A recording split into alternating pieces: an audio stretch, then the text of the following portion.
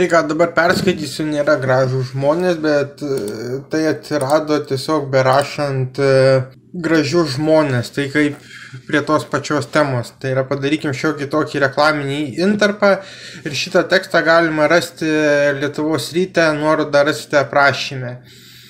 Tai yra pavyzdys, kaip gražūs žmonės bando apginti savo pozicijas. Pradėkime. Mama šiurpina pasakymai, kad storas kūnas yra gražus.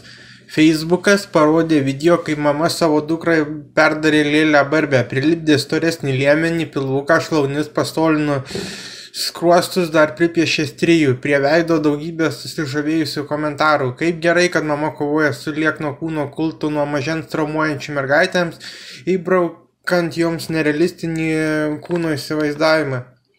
Jokiu būdu nepritariu nerealistinio moters, o taip pat ir vyro kūno vaizdo idealizavimui, bet negaliu pritarti ir dabar vis labiau įsisibuojančiai atvirkščiai tendencijai, nutukusio kūno normalizavimo kultui. Priimk savo kūną, kiekvienas kūnas yra gražus, vyras ne šuo ant kaulų nepuola, turint omenyje ne šiaip neperkarusią normalaus kamai moterį, o liuliančią su 4 gelbėjimosi ratais aplink pilą apsisukusią ir savimi patenkintą damą.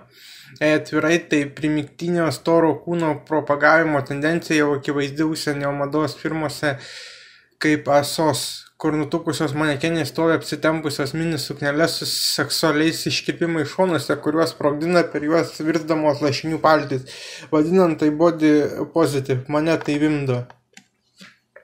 Nutukusio kūno normalizavimas yra ne emancipacija, o nesveiko gyvenimo būdo normalizavimas. Dietologai, kardiologai ir masė kitų gydytojų baksnoja apie baisę širdies, kraujotakos ligų bei mirtingumo nuo jų statistiką. Kalba apie jaunus žmonės, kuriems jau reikia kepenų persodinimo, apie cholesterolį, atsargiai užsimena apie nutukusius vaikus, negebančius ištverti net menko fizinio krūvio, bet pasakyti, kad storas kūnas nesveikas ir negražus yra lyg koks nusikaltimas prieš žmoniją. Turiu pažįstamų, kurios sakosi, kad kilogramai auga iš oro ir kad žmogus pats nekaltas, kad yra storas. Ne visai. Jis nekaltas tiek, kiek jam trūksta žinių bei valios, kurių sušaukšta neįkrėsi kaip kokios kiaušinienės su spirgais. Tos iš oro storėjančios pažįstamos iš tiesų pusę dienos gali stengtis nevalgyti, bet pačios nepastebi, kaip pagabidusios šeimai cepelidų puodą, suvalgysios 2, po pusvalandžio apsisukusios iš puodo išgraibo dar 4. Jos ryja traškučius, nes suvokdamos, kad viena maža pakuotė organizmui parūpina tiek kalorijų, jog privalėtų po to nebedėti nieko į burną parą ar 2. Bet tai žinoma neįmanoma, nes skrandis tai tuščios. Jos nutyli tai nereguliariai, bent po kartą per savaitę pagurkšnoja vyno su draugėmis ar alučio su kompanija, o ką, juk suaugę žmonės turi teisę ne šventeivos kokios, jos ne alkoholikės, 4 ar 5 alaus penktadienį dar nepriklausomybė, bet kilogramai auga, cholesterolis kyla, fermentai blogėja.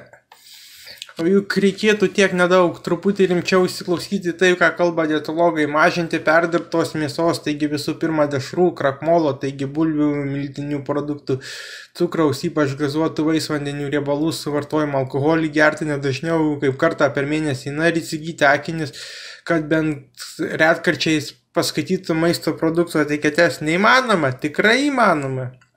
Dėl grožio moterys kenčia skausmus. Ką kenčia gražūs žmonės dėl grožio, darydamos plastinės operacijas, kurios visiškai nesusijusios su sveiku kūnu, nudilina normalius sveikus dantis, kad ant paliktų spigliukų uždėjus karūnėlės padarytų joms sintetinę holivudinę šypseną, už tai koks menkas dalykas, kaip nekišti į savo kūną šlamštą, atrodo neįmanoma misija. Kas darosi su mūsų pasauliu?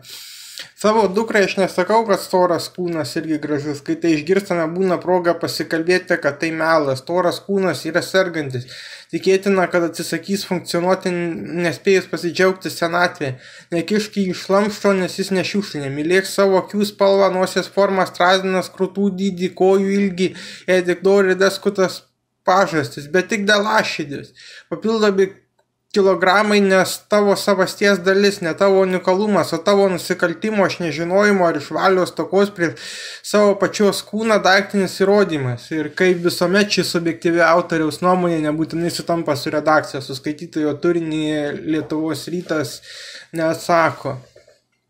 Tai čia maždaug daugmaž, kad mes ne prie ko. Čia autoriaus subjektyvi nuomonė, bet jeigu kalbant taip atvirai, tai yra ligų ir yra vaistų, kur žmonės nuo jų tunka patys to nenorėdami. Taip pat gimsta žmonės sudėjimu savo ir nuo genetikos priklauso. Ne vien yra tai, kad kemšant šlamštą.